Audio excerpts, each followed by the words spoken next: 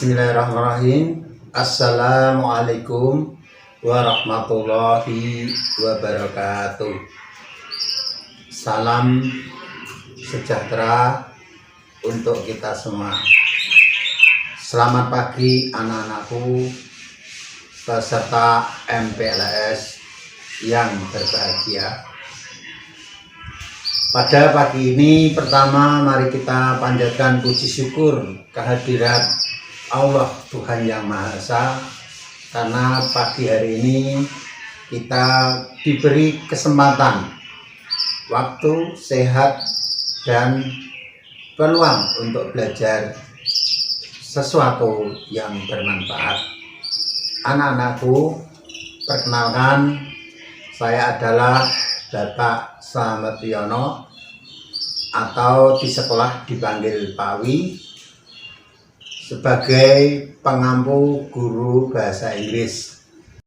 Pada acara MPLS ini, Pak Guru akan menyampaikan tentang aktivitas belajar yang efektif dan efisien. Jadi ada 3 kata kunci yang akan kita pelajari. Pertama itu belajar, efektif, efisien. Supaya kita paham, tentu kita harus cari dulu maknanya, apa itu belajar, apa itu efektif, apa itu belajar itu apa, efisien. Anak-anakku, menurut Kamus Bahasa Inggris atau Cambridge Dictionary, learning is an activity of getting knowledge. Belajar adalah kegiatan atau upaya untuk memperoleh ilmu pengetahuan. Jadi yang diperoleh dalam kegiatan belajar itu ilmu pengetahuan, bukan uang, bukan pacar, bukan yang lain-lain. Jadi itu. Jadi kalian kalau belajar ya, apa itu efektif? Ya, karena efektif itu bahasa serapan dari bahasa asing, maka saya menggunakan kamus asing. What is effective? Effective is doing something right and on target. Jadi efektif adalah melakukan suatu hal yang benar dan tepat sasaran. Ya, jadi itu efektif. Nah, selanjutnya adalah efisien. Ini karena serapan juga dalam istilah asing. What is efficient? Efficient is do something right and appropriate way. Jadi efisien adalah melakukan suatu hal dengan cara yang benar. Kata kuncinya cara yang benar dan tepat guna. Ya, jadi ada 2 kategori, carane bener, tepat guna. Carane bener ora tepat guna, ya, tepat guna. Carane salah ya ora efisien. Jadi itu makna efektif dan efisien kalau mengacu pada kamus bahasa asing. Nah, jadi kesimpulannya, so effective and efficient learning is the activity of getting right knowledge in right way, right on target. Jadi pembelajaran yang efektif dan efisien adalah kegiatan mendapatkan pengetahuan yang benar dengan cara yang benar, tepat sasaran, dan tepat guna. Ini kalau makna belajar efektif dan efisien based on dictionary, artinya kamus asing. Sekarang bagaimana makna efektif dalam perkembangan di Indonesia? Ya, sebenarnya tidak terlalu jauh berbeda, tapi sedikit ada perubahan makna ya, karena perkembangan zaman. Jadi kalau dalam bahasa Indonesia itu efektif itu sesuatu dikatakan efektif apabila tujuan dan sasaran dapat dicapai dengan tepat. Tujuan dan sasaran dapat dicapai dengan tepat, itu efektif. Sedangkan efisien, ya, sesuatu dikatakan efisien apabila dilakukan dengan tepat waktu dan hemat biaya. Waktune singkat, biayane irit, itu efisien. Nek ora irit, wah ora efisien. Ya, jadi begitu ini makna dalam perkembangan bahasa di Indonesia. Lalu apa makna belajar efektif dan efisien dalam bahasa Indonesia? Ya, makna aktivitas belajar yang efektif dan efisien adalah melakukan kegiatan belajar yang tepat sesuai tujuan dan dilakukan tepat waktu serta hemat biaya.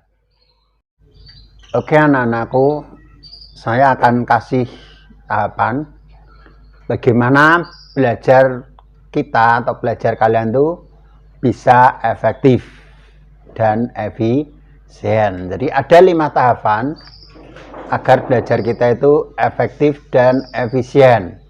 1. Tetapkan niat yang kuat. Jadi ini niat itu penting. Jadi niat dulu, wah aku ingin belajar yang kuat. Jangan sampai tidak punya niat untuk belajar. Ya, karena innamal a'malu bi niat. Amal itu tergantung niat. Yang kedua, tetapkan tujuan. Wah, hari ini kita mau belajar apa? Tujuannya apa? Misalnya mau belajar bahasa Inggris, tujuannya bisa memahami simple present continuous misalnya. Itu harus ditetapkan dulu.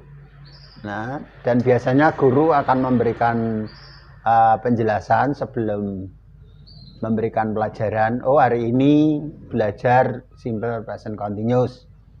Ya, tujuannya nanti anak bisa memahami apa bedanya present continuous dan yang lain dan bagaimana penggunaannya misalnya. Itu biasanya guru menjelaskan dulu tujuannya. Selanjutnya adalah buatlah rencana kalian. Rencananya piye engko? Rencana dan jadwal. Itu harus dibuat. Ya, terutama kalau belajar sendiri. Ya, terutama belajar sendiri itu kalian harus punya rencana dan jadwal. Rencana ini penting anak-anak. Kenapa? Karena gagal merencanakan berarti merencanakan kegagalan.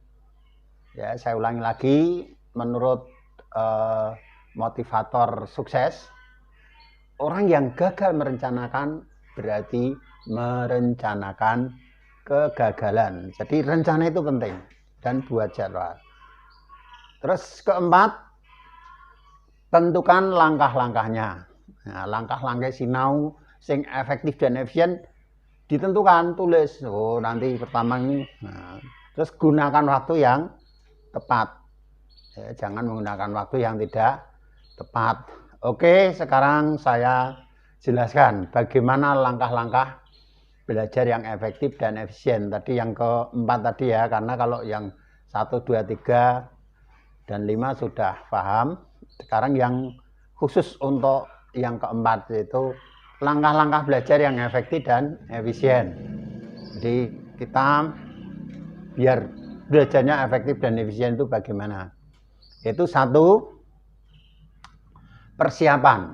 Artinya itu persiapan ya kalau belajar daring ya kita siapkan HP, kita siapkan buku, materi yang dicatat, lalu tempatnya. Ya, jangan sampai pulsanya habis, ya, kuotanya habis untuk belajar, jangan sampai. Disiapkan semuanya. Jadi siap. Semuanya sudah siap. Selanjutnya adalah berdoa yang khusyuk. Kenapa? Karena man purpose, God disposes. Manusia itu hanya berikhtiar, berusaha, tapi Tuhan yang menentukan. Maka butuh doa. Ya, doanya bagaimana nanti saya ajari. Doa yang dahsyat. Ya, insya Allah kalau kalian baca, hafalkan, dan diamalkan, efeknya dahsyat. Itu sudah dibuktikan oleh senior-senior kalian. Ya, nanti saya ajari. Yang ketiga, setelah berdoa adalah fokus apa yang kita pelajari. Jadi yang ketiga setelah kita berdoa adalah fokus apa yang kita pelajari. Jadi hari ini pelajari apa? Ya tadi misalnya masalah majas misalnya. Masalah majas di dalam bahasa Indonesia. Oh, kalian harus fokus. Ya pikirannya fokus masalah itu. Jangan sampai pelajarannya majas kamu ingat-ingat yang lain. Ikan pakan bakso, ingat ya kekasihmu ya. Oke, next. Setelah fokus, perhatikan dengan cermat apa yang dibaca atau baca dengan pemahaman maksudnya. Perhatikan dengan cermat artinya kalau pas pembelajaran daring, guru menerangkan atau materi di video itu menjelaskan, kalian perhatikan dengan cermat.